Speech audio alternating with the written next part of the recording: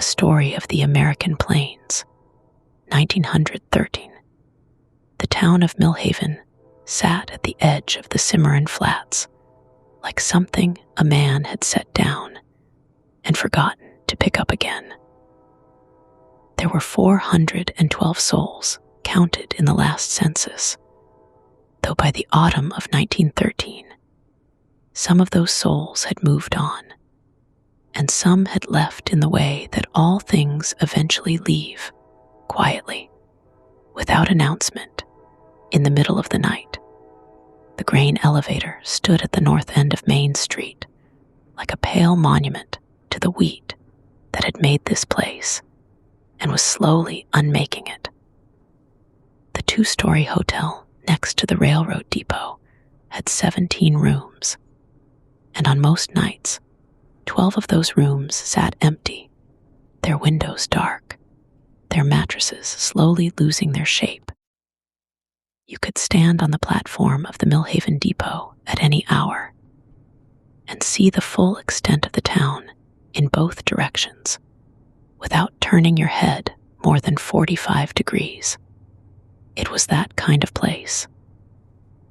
The kind of place where a man's entire daily geography could be walked in 20 minutes, where you knew the name of every dog and the business of every family and the history of every building in a way that had nothing to do with intention and everything to do with simple proximity over time. The kind of place that seemed, on certain mornings, when the light came in flat and golden over the flat fields, to be exactly the right size for the world it occupied. And on certain evenings, when the wind came down from the northwest with no apology and no end in sight, to be the most isolated place on the surface of the earth. The grain elevator was the tallest structure for 30 miles in any direction. Children climbed the fence of its yard and looked up at it with the reverence that children in other places reserved for church steeples. Men drove wagons to it from farms so far north and east that the town itself was a rumor until they crested the final rise and saw the elevator's pale column standing against the sky. It was the fixed point of the local geography, the needle on the compass that told you where you were next to it, lower and older, and in every way less imposing, was the depot. And next to the depot, up a narrow stair that ran along the building's north side, was a door, and behind that door a room, and in that room, at nearly all hours, in all seasons, through the long, flat years of a particular American decade, was Edgar Malone. Edgar Malone had been the chief telegraph operator at the Millhaven station for 6 years. He was 34 years old, though people who didn't know him often guessed older.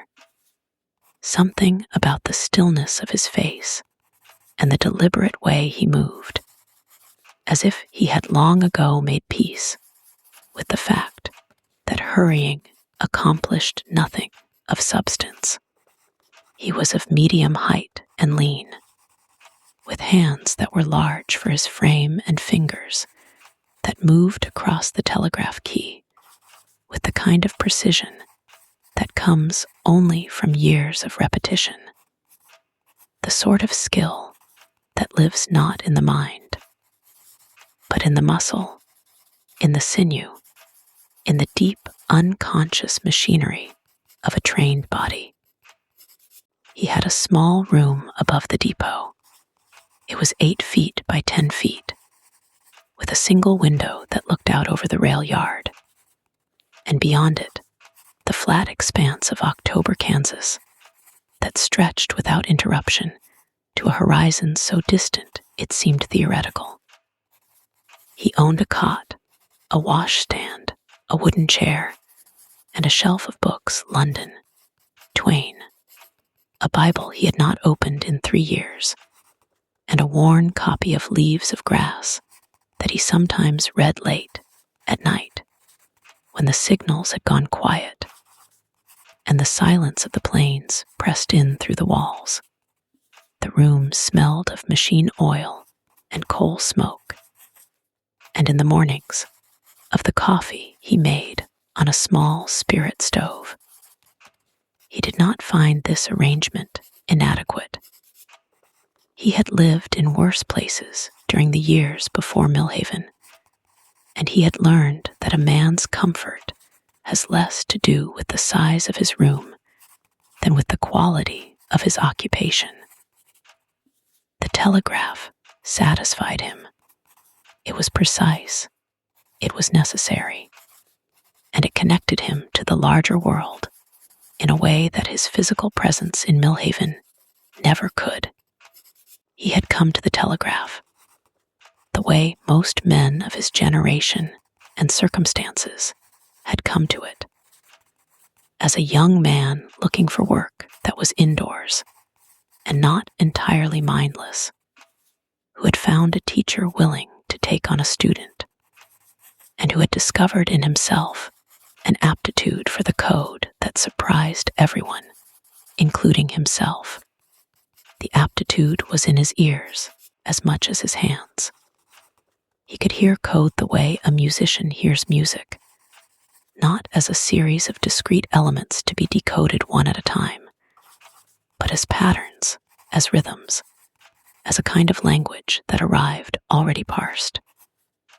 His training instructor, a cheerful and exacting man in Columbus, Ohio, had told him he had the best ear for Morse he had ever trained. Edgar had not forgotten this, though he mentioned it to no one.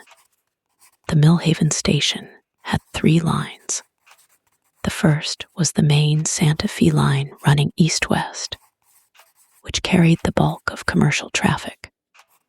Weather reports, train orders, commodity prices, the occasional personal message from someone who could afford the price of a telegram, and felt the matter urgent enough to justify it.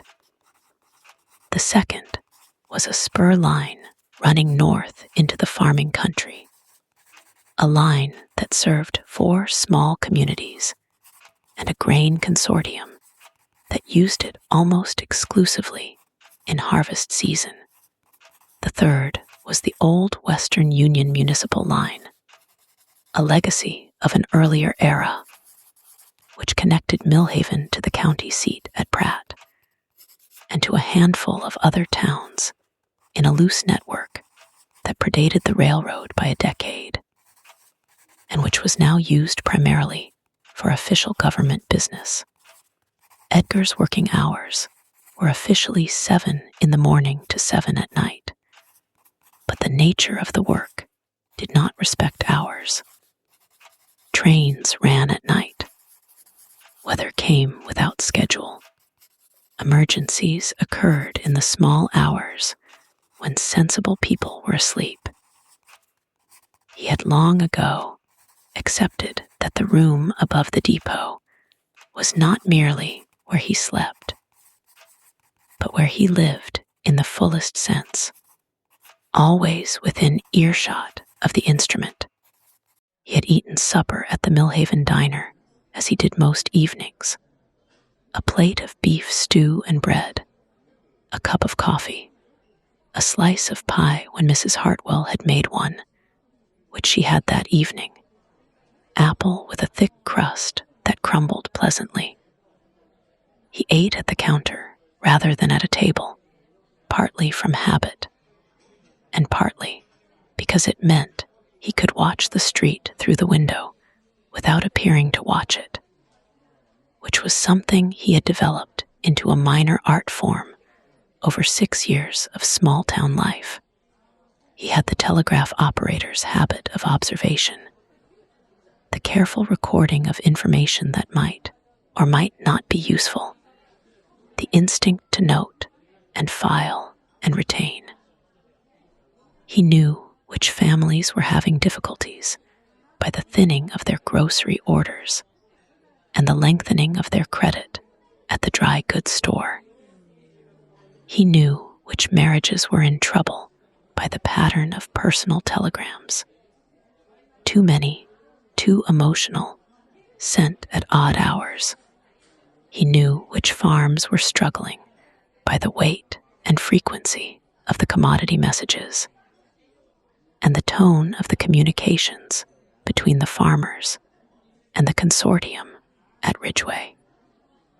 He held all of this lightly, without judgment, the way a man holds information that belongs to other people and which he receives only by virtue of his position. The street was quiet in the way that October streets in small towns are quiet, not empty, but subdued, the last light draining from the sky, the few people still about moving with the brisk purposefulness of those who intend to be indoors before full dark. A wagon moved slowly past, heading north, loaded with something covered under canvas. 2 women came out of the dry goods store and stood talking briefly on the sidewalk before parting ways. A dog crossed the street diagonally, pausing in the middle to smell something invisible, then continuing on. He watched all of this without much thought.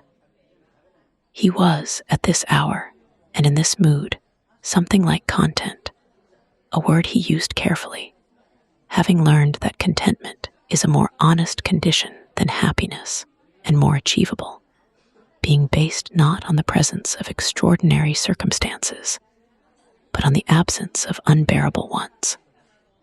The stew was good. The pie was better.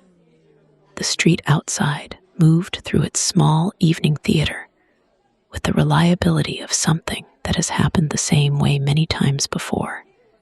He paid for his supper and walked back to the depot through the cooling air. The temperature had dropped notably since midday.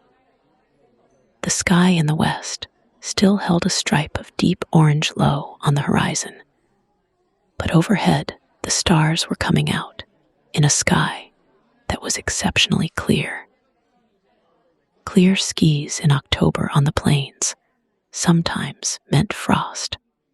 He made a mental note to close the window in his room. The station was empty when he returned. The evening train from Wichita had come and gone at 4:30, depositing 2 passengers and a crate of dry goods, and the next train was not due until 7 the following morning. The waiting room smelled of dust and old wood and the faint ghost of tobacco from the men who had sat on those benches over the years.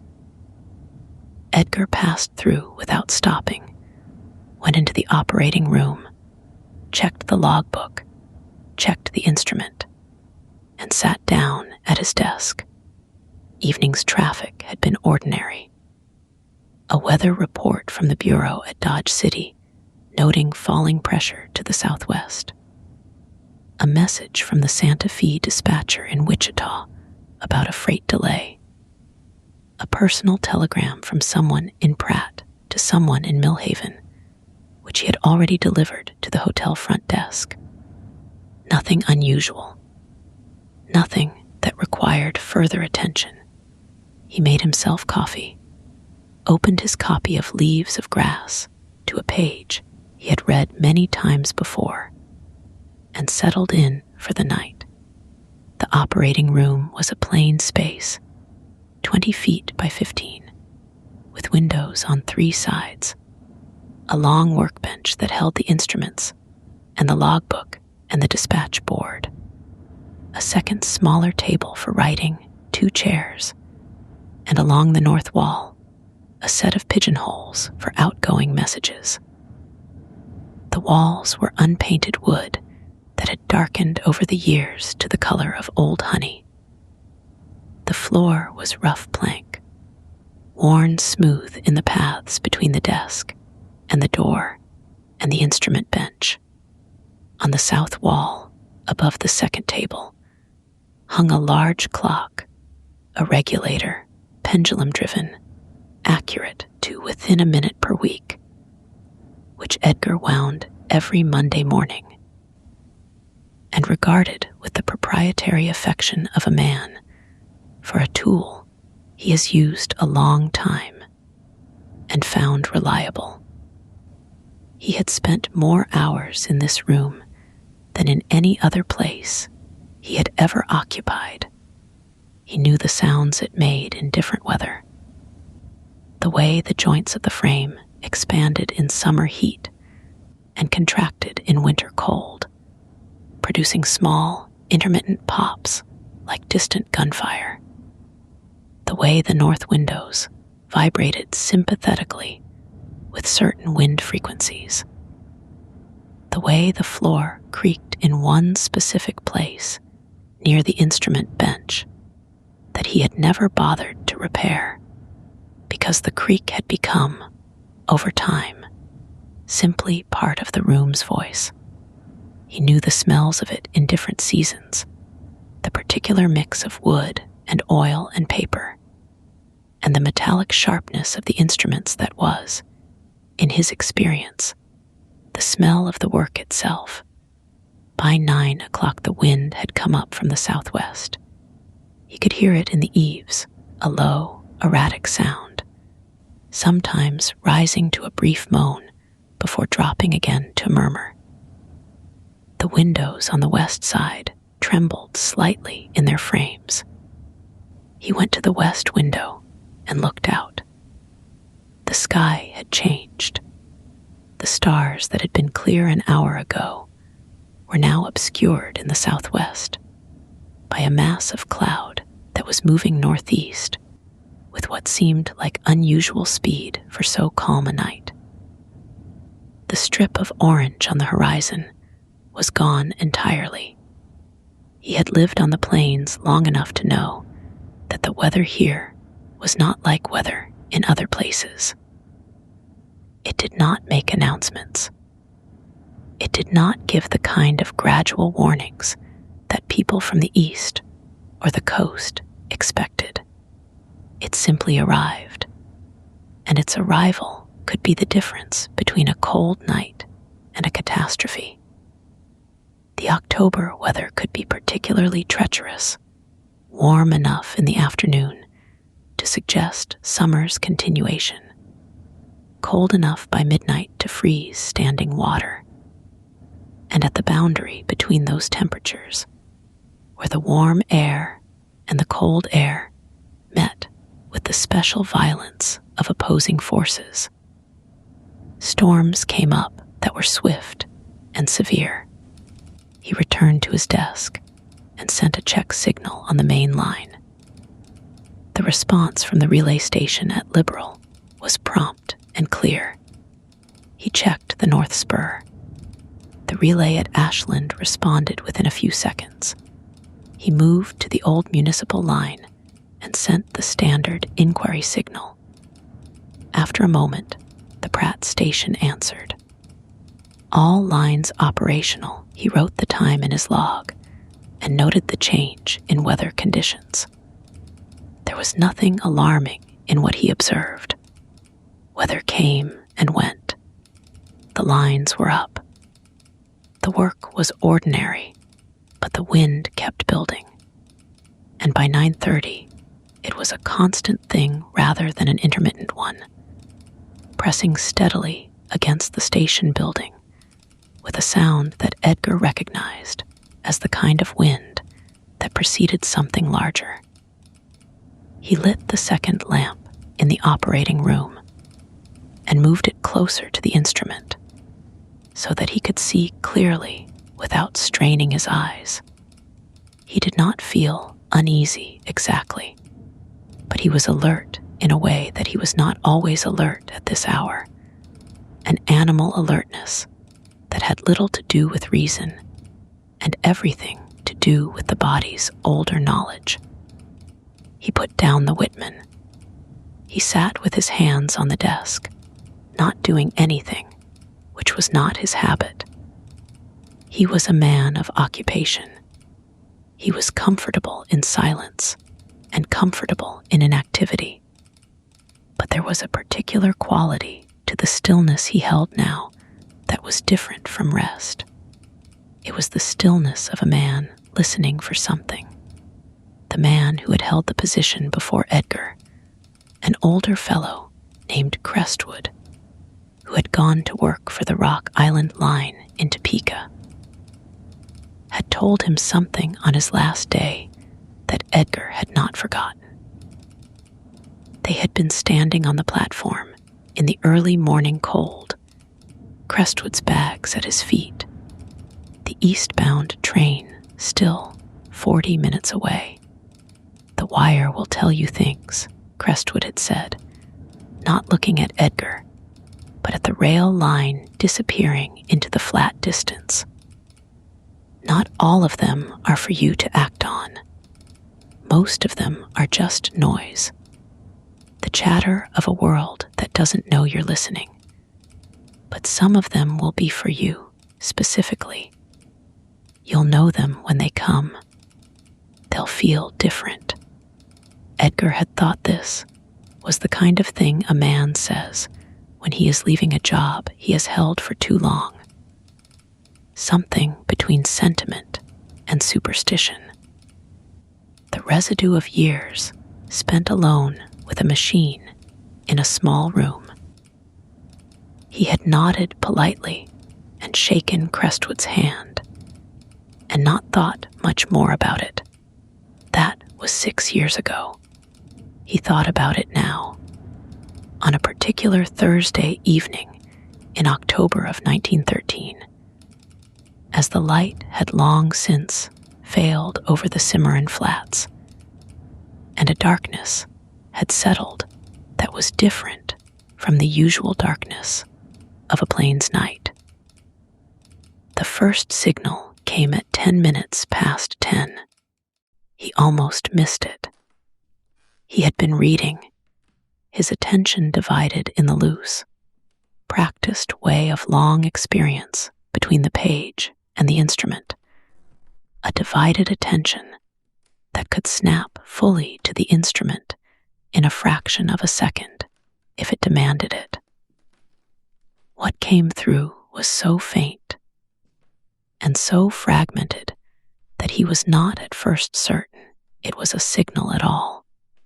The lines had their own noises, atmospheric interference, the creak and flex of wire in wind, the occasional phantom signal that was simply the result of a long copper wire behaving like an antenna in proximity to an electrical storm. He had learned to distinguish signal from noise over years of listening, and what he heard at 10 past 10 registered first as noise. But he set the book down. He placed his fingers lightly on the key, not pressing it, just resting there, as he sometimes did when he was uncertain whether to respond. The signal came again, still faint, still fragmented. He leaned forward.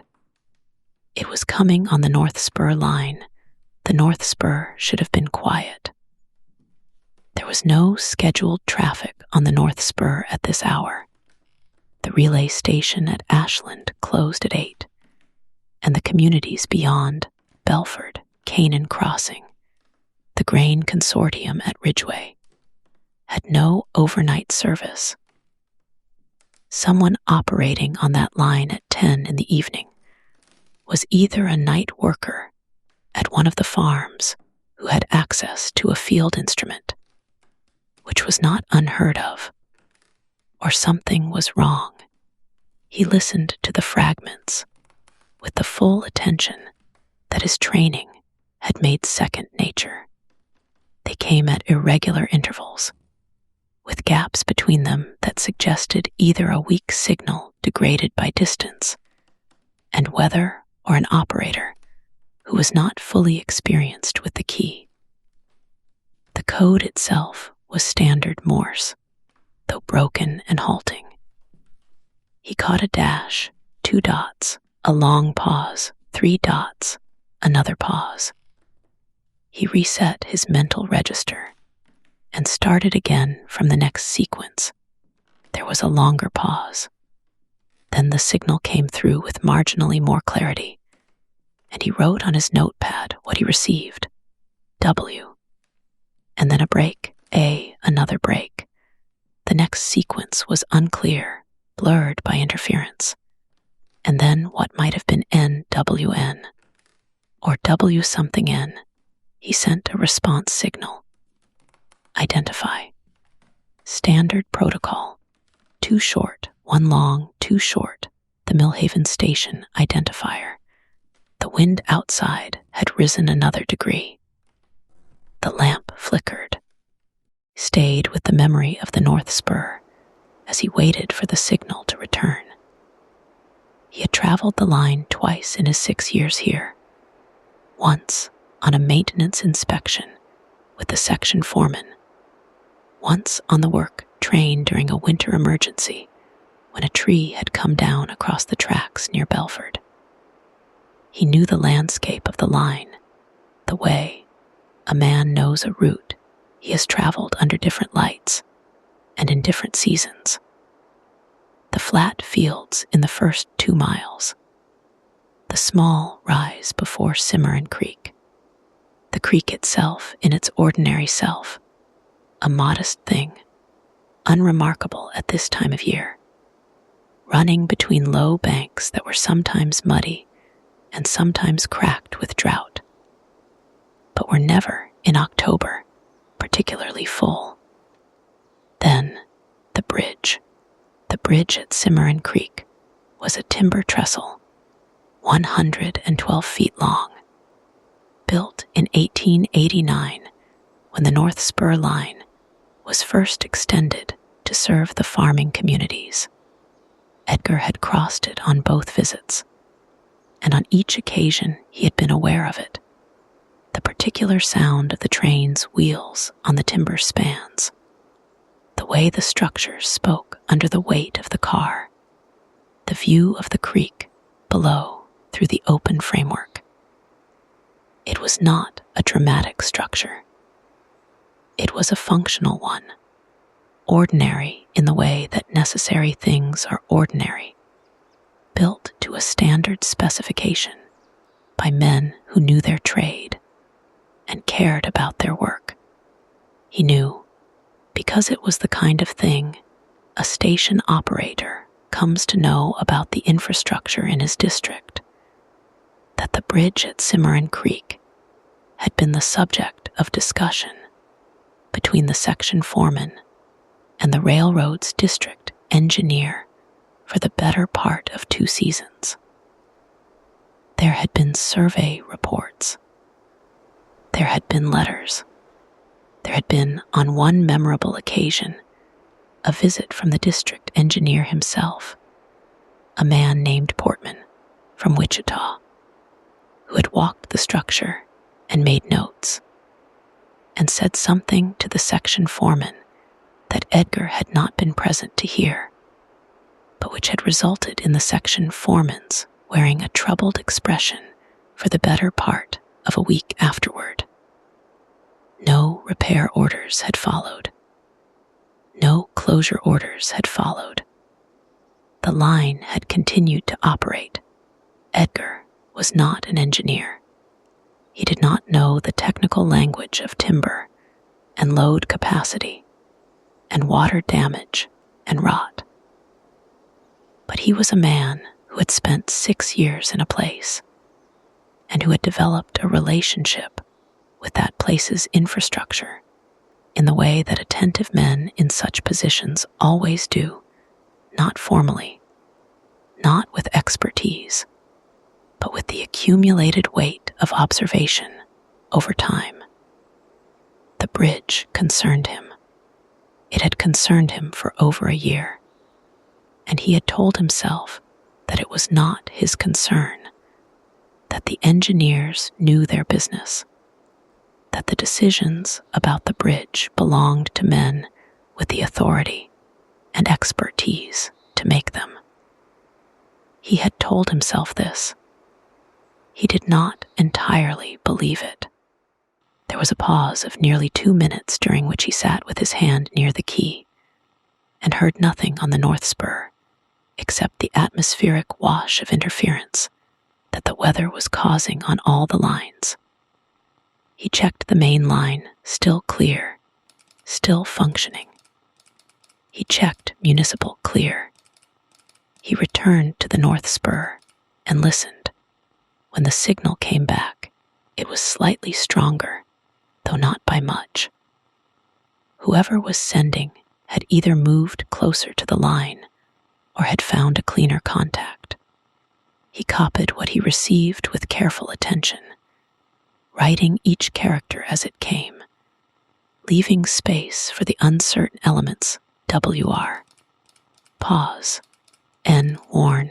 He stared at his notepad. A single word, or the beginning of a word, or possibly an abbreviation. Warn. On a line that should be quiet. From an unidentified source, somewhere north of Millhaven. At 10:15 on a Thursday evening in October, when a wind was building out of the southwest, that his body told him was the precursor to something significant. He sent the response again, the Millhaven identifier, and this time added the standard inquiry sequence in plain abbreviated Morse, receiving you weekly. Identify station and message. The wait was shorter this time. When the signal came, it came in a rush, less disciplined than before, as if the sender had been listening for the response and was now trying to transmit everything at once. He wrote rapidly, catching what he could. BR, then interference, IDG, then a long break, the letter T, another break, and then a sequence he transcribed as HARRY or possibly HARR, but could not be certain. The last character swallowed in a wash of atmospheric static. He looked at what he had written, bridge, and a name or partial name that might have been Harry. He sat back in his chair and let his eyes move to the north-facing window, where the darkness outside was complete, and the only thing visible was the reflection of his own lamp and himself within it. A spare man at a desk, slightly rumpled, with a notepad in his hand, and an expression that was not quite troubled, but was something in that neighborhood, the bridge. There was, north of Millhaven, only one bridge that mattered for the purposes of the railroad, the one at Cimarron Creek, 3 miles out, 112 feet of timber, over a seasonal creek that was in ordinary October, no more than a murmur between dry banks. The bridge that Portman, the engineer, had inspected, and said something about that had worried the section foreman. The bridge that had continued to be used because no closure order had come, because the railroad's institutional machinery moved at the speed it moved, and not faster, he thought about Harry. There was a man named Harry Sims who worked for the grain consortium and who rode the freight occasionally. A heavy-set man in his 40s with a red face and a habit of shaking hands too firmly. There was Harry Calloway, the son of the family staying at the hotel, but he was 11 years old and unlikely to be manning a telegraph instrument anywhere at this hour. There was, on one of the farms north of town, he thought it was the Danner Spread, north of Belford, an older man whose first name he believed was Harold, though he wasn't certain. The name might not matter. The name might be a who rather than a what. Harry might be a person who was in danger, or who had sent the warning.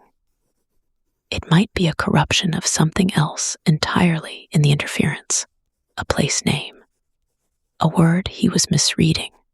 What mattered was the bridge, and what the signal seemed to be saying about it. He sent the inquiry again, more urgently this time. Millhaven station. Receiving partial. Repeat message. Identify. The signal that came back was the weakest yet. The wind had peaked. He could feel the building flexing slightly. A subtle racking motion in the frame that he had felt before in serious weather. A window in the waiting room banged against its frame. The lamp wavered, and for a moment the operating room was full of shifting shadow before settling again. What he received through the interference was fragmentary almost to the point of incoherence. He wrote down what he could, something that might have been tonight, a letter or two he couldn't parse, and then a sequence that resolved, after he spent a long moment staring at his notations, into what appeared to be a time. The sequence was the Morse for 2 digits, a separator, and 2 more digits. He converted them and looked at the result. 11:40. He checked the clock on the wall. It was 22 minutes past 10, 78 minutes. He sat with this information for a moment, working through what he knew. The North Spur had no scheduled traffic at this hour. The last train to use the North Spur had been the Grain Consortium's freight, which had come through that afternoon at 2 o'clock and had returned south by 4. There should be nothing on the North Spur tonight. Nothing moving north. Nothing moving south should be. He went to the logbook and checked the entries for the day. The afternoon freight from the Grain Consortium was logged in and logged out. There were no other entries for the North Spur. He went to the dispatch board on the wall, where the Santa Fe issued its weekly schedule, and checked the notation for the North Spur. Nothing. No additional freight listed. No special movements. He thought carefully about what he might be dealing with. The most likely explanation was a malfunction of some kind, atmospheric interference, shaping itself into what appeared to be Morse code. A phenomenon rare, but not unknown, particularly in advance of an electrical storm. The plains weather was capable of producing the kind of broad electromagnetic disturbance that could create phantom signals on telegraph lines. It happened perhaps twice a year that he received what initially seemed like a message, but was in fact the wire itself, the long copper thread singing in the current of a building storm, producing patterns that the trained ear could mistake for code. He had thought of this, and had in fact dismissed it, because what he was receiving was too consistent with meaning. Noise patterns did not produce warn. They did not produce bridge. They did not produce times. They shaped themselves into fragments of sense only when there was someone on the other end of the line doing the shaping. The second explanation was a prank. Someone on one of the farms north of town, a young man with access to a field instrument and time on his hands, and a perverse sense of humor, playing at drama. This happened. He had dealt with it twice in 6 years. But pranks had a texture to them that was different from this. Pranks were playful in a particular way, even when they were unpleasant. They had a quality of performance. What he was receiving did not have that quality. It had the texture of difficulty, of someone working hard against obstacles to transmit something they badly needed to transmit. It had the texture of urgency. He lit a cigarette, which he did not do at the instrument, but did now, standing back slightly from the desk and looking at the notepad as if it were a map of something. Worn. Bridge. 11:40. His eyes went back to the clock. 10:25. He went to the window again and looked north. There was nothing to see. The night was solid beyond the lamp's reach, and the wind was raising dust from the dry road so that the air itself seemed obscured. He could hear the telegraph wires outside. In serious wind, the wires had a voice, a low, continuous tone that changed with the wind's speed, rising in pitch as the gusts came and falling in the lulls. Tonight the pitch was rising.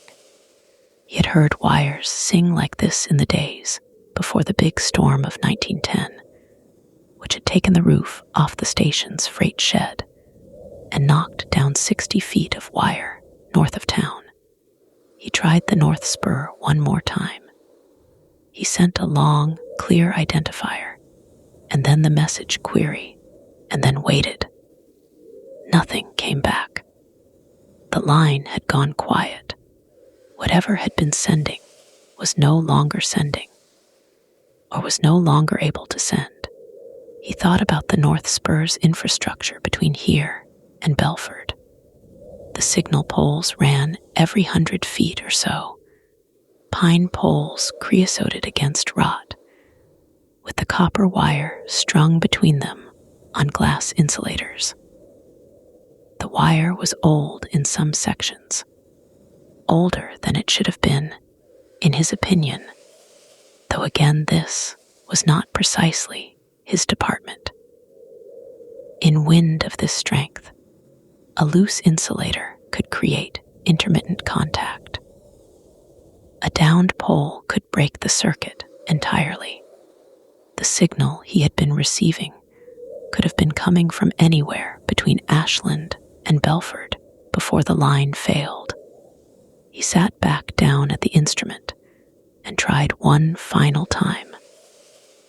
Nothing. He checked his watch. 10:37. He had 63 minutes until 11:40, whatever that meant.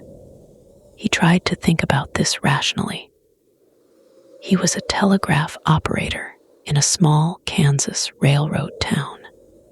His job was to transmit and receive messages, to maintain accurate logs, to coordinate train movements within his district, and to follow the protocols that the Santa Fe Railroad and Western Union had established over decades of operation. His job was not to respond to fragmentary signals from unidentified sources by taking unilateral action in the middle of the night. His job was not to ride north into the dark, following a word, bridge, and a time that might mean anything or nothing. But his job was also not to ignore. He picked up the telephone and cranked the handle to reach the exchange. When the operator came on, he asked for the sheriff's office. The phone rang 6 times. No answer. The sheriff was either out or asleep, and at this hour on a weekday, either was possible. He tried the hotel. The night man answered on the 3rd ring. It was young Tom Vickers, who was 16 and worked the desk 3 nights a week. Edgar asked him if he knew of any train movement planned for the North Spur tonight. Tom Vickers said he didn't know anything about trains, and Edgar thanked him and replaced the receiver. He tried the section foreman's house. The phone rang 8 times. No answer. He sat for a moment with the telephone in his hand, the earpiece against his ear, listening to the slight static of the empty line. Then he replaced it on its hook. He tried the North Spur one final time, sending the Millhaven identifier, and then, departing from protocol, a plain language message, received warning. Please identify. Have you information about North Spur Bridge? He waited 3 minutes. Nothing. He tried the main line dispatcher at Liberal. The night operator came on promptly. A man named Gifford, whom Edgar knew slightly. A capable man who had been on the Liberal desk for 4 years. Any special movements on the North Spur tonight? Edgar asked, keeping his voice level. Gifford checked his records. Nothing scheduled. What's the issue? Probably nothing. I'm getting some interference on that line. Wanted to confirm it was dead traffic. Should be dead traffic. No orders have come through. A pause. You want me to flag it? Edgar considered. Flagging it would start a chain of official inquiries that might or might not result in action, and that would certainly, if he turned out to be wrong, result in a record of a false alarm attributed to his instrument. He had 3 false alarms in his 6-year record at Millhaven, and each of them had been noted and discussed by the district manager in terms that were not hostile, but were not entirely comfortable either. Not yet, he said. I'll check back in 30 minutes. He replaced the receiver, 10:45. 55 minutes to 11:40. He stood in the middle of the operating room and made himself assess the situation without the filter of his institutional caution. What did he actually know, as opposed to what did he suspect or fear? He knew that an unidentified signal had come through on the North Spur at an hour when the North Spur should be silent. He knew that the signal had contained, or appeared to contain, the words warn and bridge. He knew that a time had been transmitted, 11:40. He knew that the bridge at Cimarron Creek was a structure that had been the subject of engineering concern for over a year without any resulting maintenance orders. He knew there was no scheduled traffic on the North Spur tonight. What he didn't know was whether the signal was genuine, what specific danger it pointed to, who had sent it, or what action, if any, was appropriate for him to take. But there was something he hadn't fully let himself acknowledge yet, something that was not exactly knowledge, but that had been building in him for the past hour like a slow pressure. The signal had felt specific. The particular combination, the bridge, the time, the single word warn, had the precision of specific information rather than the vagueness of atmospheric noise. It had the texture of someone who knew something and was trying to communicate it against difficulty. He looked at the clock. 10:50. He wrote a note in the logbook. 10:50 p.m. Unidentified signals received on North Spur beginning 10:10 p.m. Signals appeared to contain reference to bridge and time, 11:40 p.m. Operator proceeding to inspect North Spur Bridge at Cimarron Creek, pending inability to reach station foreman or sheriff. Lines checked normal. Departing station. He put on his coat. He took the electric torch from the drawer under the dispatch board. He went to the freight shed, rolled out the station's bicycle, and walked it to the road. The wind hit him immediately, full in the face, bringing with it the smell of the plains in autumn, dry grass and turned earth, and something electrical underneath it all, the smell of weather building. The temperature had dropped again since supper. He could feel it in his hands, in his ears. He mounted the bicycle and began to pedal north. The first mile was straightforward enough. The road ran straight north from Millhaven, flanked on both sides by fields that had been cut down to stubble after harvest, the stalks pale and broken in the lamplight, shivering in the wind. He passed the Hannigan farm dark, no lights showing, and then the crossroads where the road to Belford Junction met the main north road. He was warm from the effort of pedaling against the wind, but his hands were cold, and his face was cold, and the wind was a constant, aggressive presence, leaning on him from the left. He did not think much as he rode. There was something about physical effort in darkness and wind that simplified the mind, stripped it of its complications, reduced it to the immediate. The road surface under the wheels, the wind's direction, the next 20 feet of lamplight. He was not frightened. He was not confident either. He was simply proceeding in the way that a man proceeds when he has made a decision and the time for evaluation has passed. In the second mile, the road surface changed slightly rougher, the ruts from farm wagons deeper, the surface more uneven. He slowed. A gust came that was stronger than any that had preceded it, hitting him at an angle that nearly took the bicycle sideways, and he put a foot down briefly before correcting and continuing. He could hear the wires. The north spur ran along the road on wooden poles, and the wires were singing loudly now in the wind, a high, sustained note that was almost musical. In other circumstances, it would have been beautiful. He had a memory, sudden and unbidden, of lying on the grass behind the Columbus Training School as a young man, listening to the wires in a summer storm, thinking that the sound was like no other sound in the world. That was 15 years ago.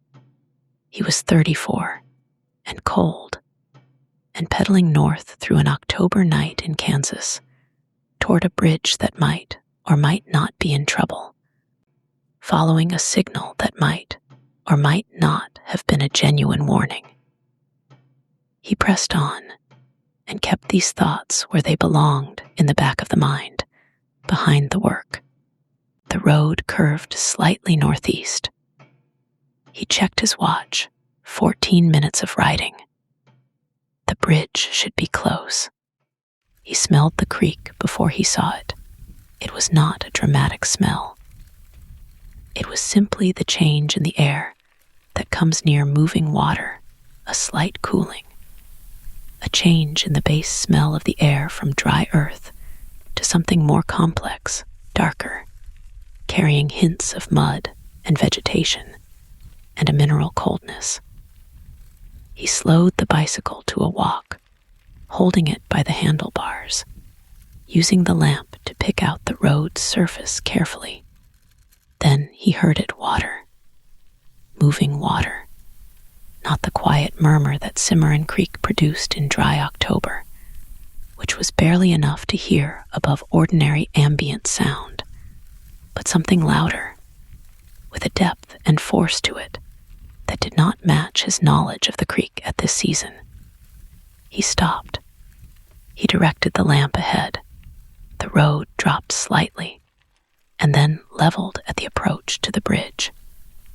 He could see the bridge's timber framework in the edge of the lamplight, the approach rail, the first cross ties, the wooden stringers that ran the length of the structure, and below them, Where there should have been a modest flow in an otherwise unremarkable channel, there was water, a great deal of water, running fast and dark, high against the banks, carrying debris on its surface. Broken brush, what looked like sections of fence, smaller debris he couldn't identify in the moving darkness.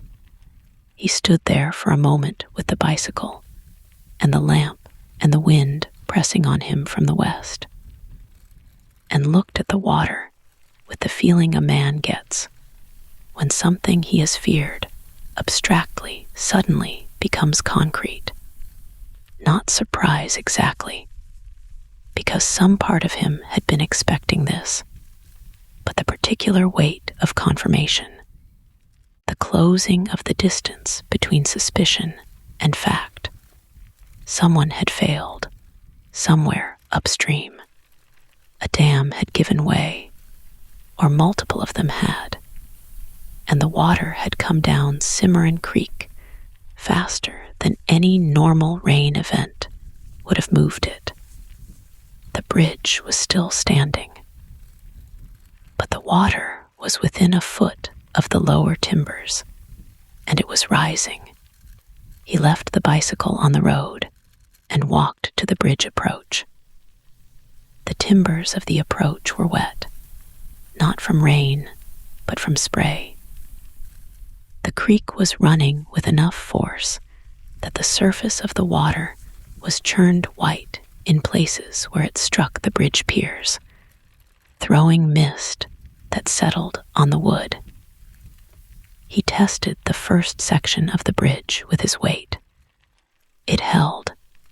The structure was groaning, though a low, continuous sound that mixed with the creek noise and the wind noise into something that was not quite pleasant to hear. Something that had too much strain in it, too much effort. The sound of a thing working harder than it was designed to work.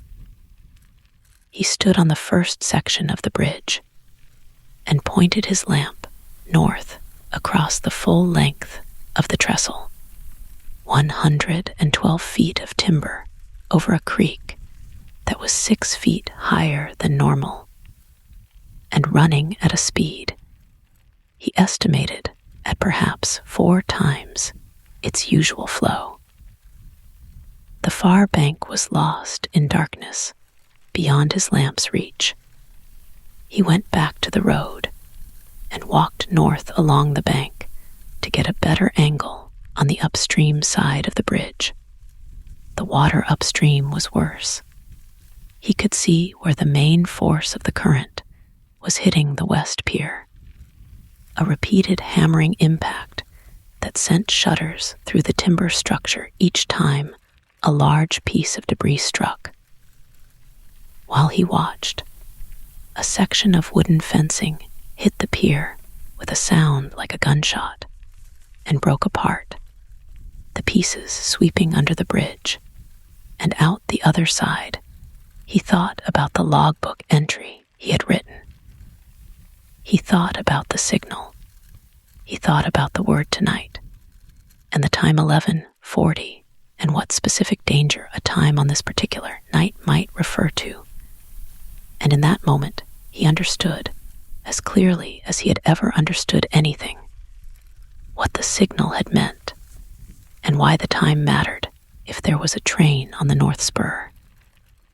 If the consortium had arranged a last-minute freight movement that hadn't come through his desk, if something was moving north or south, or had been scheduled to move toward this bridge at this hour. He checked his watch. 11:20, 20 minutes. He turned the bicycle around immediately and began to ride south, harder than he had ridden north, aided by the wind at his back, his legs working with the urgency of the arithmetic he was doing in his head. If he reached the station in 14 minutes, which the wind behind him made possible, he would have 6 minutes before 11:40. Enough to make one call, perhaps two. Enough to send emergency traffic on the main line and through to whoever was at the end of the North Spur in either direction. The road south was the same road it had been 20 minutes ago, but it felt different, felt faster, and somehow more purposeful. The lamp's circle of yellow light moving ahead of him with a speed that was almost satisfying. He leaned forward over the handlebars and pushed. The cold air hit his face, and his eyes watered slightly, and the wires above him sang, he thought, as he rode, about the nature of what he was doing. A telegraph operator in a small Kansas town, riding a bicycle in the middle of a windy night to warn against a danger that might not exist based on a signal he couldn't fully trust from a source he couldn't identify. This was not in any manual he had been given. This was not in the protocols established by the Santa Fe Railroad or Western Union. This was simply a man riding fast on a dark road in October because the alternative was sitting still and finding out in the morning whether he had been right to sit still. He had not consciously decided to trust the signal. He had simply, at some point between the first fragment of code and the moment he put on his coat, moved from deliberation to action, and the deliberation was now behind him. He reached the station at 11:36. He dropped the bicycle at the door and ran. He actually ran, which was not a thing he did as a matter of course, through the freight shed and into the operating room. He went straight to the telephone and cranked it hard. The exchange operator came on. He asked for the sheriff's office. This time it rang twice, and a man answered, not the sheriff, but a deputy, a young man named Cardwell who sounded as if he had been asleep. "Cardwell," Edgar said. "This is Malone at the depot. Listen carefully. The bridge at Cimarron Creek is in danger of failing. There's a flood event on the creek. I was just there. The water is within a foot of the lower timbers, and it's still rising. I need to know if there is any train movement on the North Spur tonight. Any at all. Can you check that? Can you call someone at the consortium in Ridgeway?" Cardwell was quiet for a moment, in the way of a man trying to wake up fast. "What are you saying? You think? I need to know if there's a train on that line. Right now. It's 36 minutes past 11. I don't have any information about trains, Malone. That's not. Call the consortium. Call the night man at the Ridgeway elevator. Can you do that?" Another pause. "I'll try. Do it now. If there's a train, stop it. There's a flag stop post at the 2-mile mark south of Ridgeway. You know the road out there. You can reach it in a quarter hour if you ride hard. Get there before anything comes south. I know the road. Hold on." He set the telephone on the desk without replacing it in the cradle and went to the instrument. He opened the line to the North Spur and began sending, not the polite inquiry sequence, but a continuous emergency signal, the International Distress Code, CQD, followed by the bridge warning in plain language. Bridge AT-CIMARRON, flooding, stop, all movement, North Spur.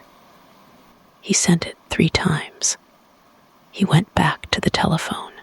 "Cardwell. Still here. Can't reach Ridgeway. The line is down."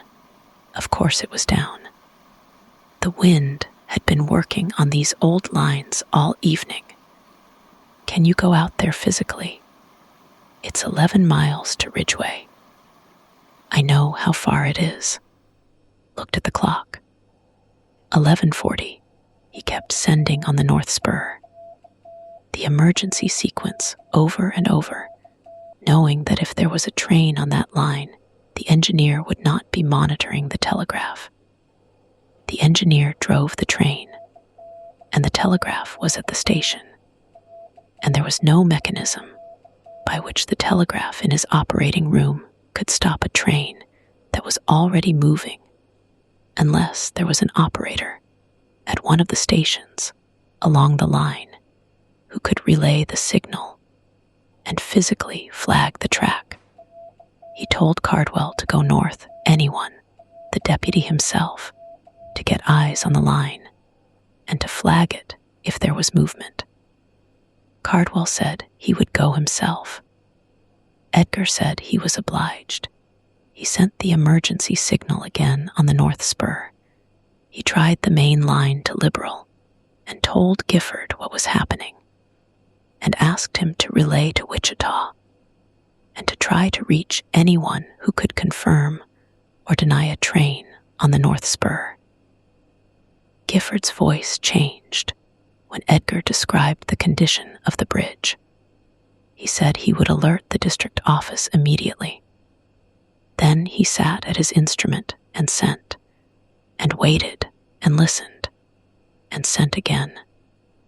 And the clock moved from 11:40 to 11:45 to 11:50.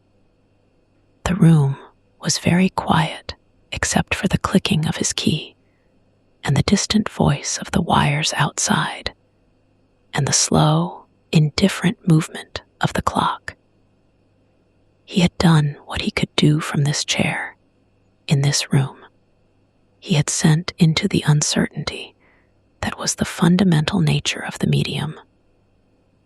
The wire carried, or it didn't. The message arrived, or it didn't. The distance was bridged, or it remained. Impossibly, a distance. He was a man alone in a small room in the middle of the American plains in the year 1913. And the night outside was full of wind and water, and the things that moved in the dark.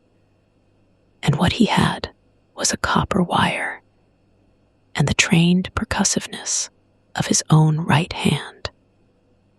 And whatever reached him from the other end, he kept sending. The clock passed midnight. He had been at the instrument for nearly 2 hours since the first signal came. His right hand was stiff from the sustained effort of sending. He flexed it briefly, rolled the wrist, returned to the key. The lamp had burned lower. He adjusted the wick. He made a note in the log. All emergency traffic sent. No confirmation received from North Spur, awaiting response. He thought about the bridge. He thought about what he had seen at 11:15. The water within a foot of the lower timbers. The debris hitting the western pier with the regularity of a slow beating.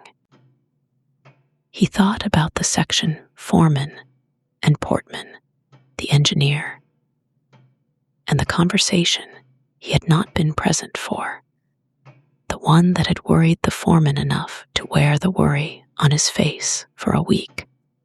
He thought about the fact that no repair orders had followed, no closure orders, the institutional inertia that kept things moving as they had always moved until they stopped.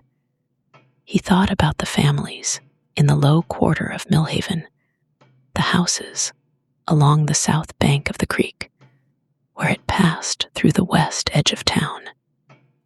He had not thought about them when he rode north. He was thinking about them now. Cimarron Creek ran through Millhaven on its way south. Whatever volume of water was moving downstream right now, whatever the Bellamy Farm stock pond or the drainage above it had put into the creek system, was going to reach Millhaven. Not in a tidal wave, not in a dramatic rush, but in the slow, inexorable way that water moves in flat country, rising, persistent, finding the low places. He picked up the telephone again and called Cardwell. The deputy answered immediately. He had not yet left for the North Road, the creek, Edgar said. The Cimarron comes through the low quarter on the west side of town. If the flow is what I think it is, there could be water in those houses by 2 in the morning. Get someone to knock on doors on River Street. The Galloways, the Bremer family, the widow Sanchez. Cardwell was silent for a moment. How sure are you? Sure enough to knock on doors in the middle of the night, Edgar said. At 12 minutes past midnight, the signal came back on the North Spur.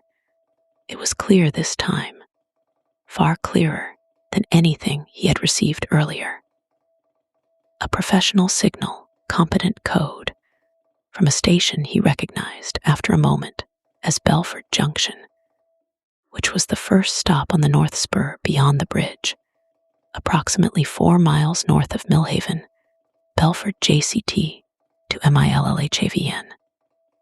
Have you emergency signal query? This is Operator Pierce. What is nature of emergency? He nearly laughed, not from amusement, but from the particular release of tension that comes when something you have been trying to accomplish finally yields.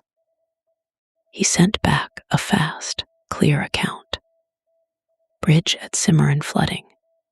Had been sending emergency signal. Needed to know if any traffic had moved south on the spur in the past 2 hours.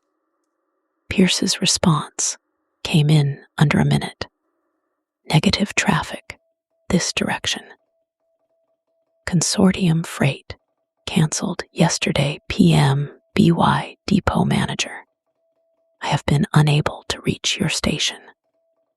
Line was intermittent since 2100 HORS.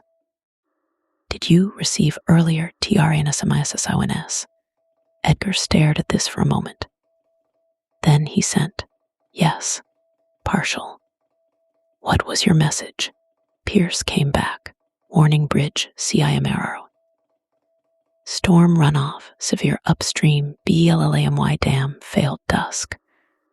I attempted to reach Millhaven since 2200. He read this twice.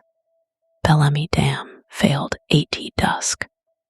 The Bellamy Dam was an earthen farm dam 4 miles north of the bridge, the largest of the stock ponds on the upper Cimarron drainage. The creek would have backed up all the water from the dam and from the drainage above it, and it would have taken hours for the full volume to reach the bridge, which was exactly what he had seen at the bridge, which was exactly what he had been trying to warn against for the past 90 minutes. Pierce at Belford had been sending the warning all along, from the other side of the bridge, north of it. Unable to get through on the degraded line, trying for 2 hours to reach Millhaven. He sat with this for a long moment. The clock read 12:18. The bridge at Cimarron Creek might already be gone. The consortium freight had been canceled. There was no train.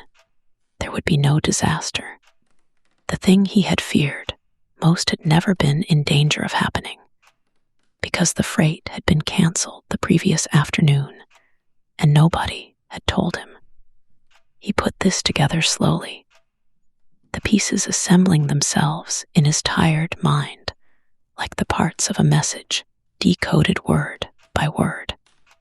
The signal he had received had been real. The operator at Belford, Pierce, had been sending legitimate emergency traffic that the weather and the degraded line had reduced to fragments. He had received warn. He had received bridge. He had received what he interpreted as a time, but which might have been a level measurement or a flow estimate. He had received the partial name Harry, which might have been Pierce's given name, or the name of the dam, or a farmer who had reported the Bellamy Dam failure, or something else entirely that he had misread in the interference. He had done what he could. He had alerted the sheriff's deputy. He had sent emergency traffic on the line. He had verified the condition of the bridge himself, at personal discomfort and some risk, riding 3 miles in the dark in a building storm. He had been wrong about the specific danger he feared, a train, but he had been right that the bridge was in danger, and that Millhaven was downstream of a significant flood event. The error and the rightness coexisted without resolving. This was the nature of acting on incomplete information. You were right and wrong simultaneously. Right about the threat, wrong about the specifics. And the gap between those two things was the space where judgment lived. And where, if you were honest, you could never be entirely certain you had done the correct thing even when the outcome was acceptable. He sent a reply to Pierce. Received. Bridge inspected at 2315 HOURS. High water, debris impact, structural concern. No traffic on spur to report. Alerting town. AUTHORITIES. RE downstream flooding. Pierce came back without delay. Good. BELLAMY flow estimated to peak between 100 and 200 hours. Possible downstream flooding in MILLHAVN low quarter. Advise evacuation of Creek Bank RESID and CES. This was a different matter, and he had already anticipated it. The low quarter of Millhaven, the district along the south bank of the creek, where it passed through the west edge of town, where the 3 or 4 blocks of older, cheaper housing sat close to the water, had flooded twice in the previous decade. Not seriously, not catastrophically, but the houses there were low, set close to the bank, and their residents were the kind of people who were least equipped to deal with rising water in the middle of the night. He picked up the telephone and called the sheriff's office again. This time, it was the sheriff himself, an older man named Vance, who sounded wide awake, which meant that Cardwell had reached him. Edgar told him about Pierce's assessment and the estimated peak flow time and the low quarter. Vance asked 2 questions, good questions, the questions of a man who had dealt with practical emergencies before, and said he would send deputies to knock on doors in the low quarter immediately. Edgar also called the hotel and asked Tom Vickers to have someone inform the families he knew by name who lived in the low quarter, the Galloways on River Street, the Bremer family in the corner house by the old mill, the widow Sanche, who had lived in the same house by the creek for 30 years. Vickers wrote the names down carefully, which made Edgar feel something he could not quite name, some particular quality of gratitude for the seriousness of a 16-year-old boy in the middle of the night. Then he made a pot of coffee on the spirit stove and sat down at his desk and kept the North Spur line open, communicating with Pierce every 15 minutes, tracking the flow estimates and the downstream conditions. The night outside had changed character. The wind was still there, but it had lost some of its earlier aggression, the gusts fewer and less violent, the sustained note of it lower. The worst of whatever weather system had moved through was moving on. The creek didn't care about the weather system. The water that had come down from the failed Bellamy Dam was already in the creek's channel and moving south, indifferent to the weather that had contributed to its release. At 1:17 in the morning, Pierce reported that the bridge at Cimarron Creek had failed. It had failed, Pierce said, without drama. Not a collapse in the sense that people who have never seen a structure fail often imagine. Not a single catastrophic moment and a great crash, but a progressive failure of the western piers under the sustained impact of the flow and the debris. A slow giving way that had taken perhaps 30 minutes from the first serious structural movement to the final dropping of the span into the water. A section foreman who had gone out to observe the bridge after Pierce's alerts had watched it go. He had described it to Pierce as a kind of unwinding, the timbers separating, pivoting in the current, and then, one by one, releasing their hold on the bank and moving downstream into the dark. The freight from the grain consortium had indeed been cancelled. The line's last train had cleared the bridge at 4 in the afternoon, 7 hours before the water came. No one had been on the bridge when it failed. The water downstream was high in the low quarter of Millhaven. The Vance deputies had found 2 feet of water in the ground floors of several houses on River Street. But the residents had been evacuated, most of them with under an hour to spare, most of them grumbling at being woken. And then, as they stood on higher ground, watching the muddy water rise toward their thresholds, falling quiet in the way that people fall quiet when they understand, without needing to be told, how close a thing was, Edgar logged all of it. He logged Pierce's reports. He logged his own actions in their sequence. He logged the condition of the bridge as he had observed it at 11:15, the evacuation of the low quarter, the peak flow time, the structural failure. He wrote it all in the log in his precise, trained hand, the handwriting of a man who had made his living transmitting information, and who had never been casual about the weight of words on paper. When the district manager in Wichita read the log 3 days later, he would telephone Edgar with a formality that barely concealed something more personal, something that Edgar suspected was relief on behalf of the railroad. The bridge's failure in the night, without a train on the span, rather than in the afternoon with the consortium freight, had been a matter of timing that no one on the railroad wanted to examine too closely.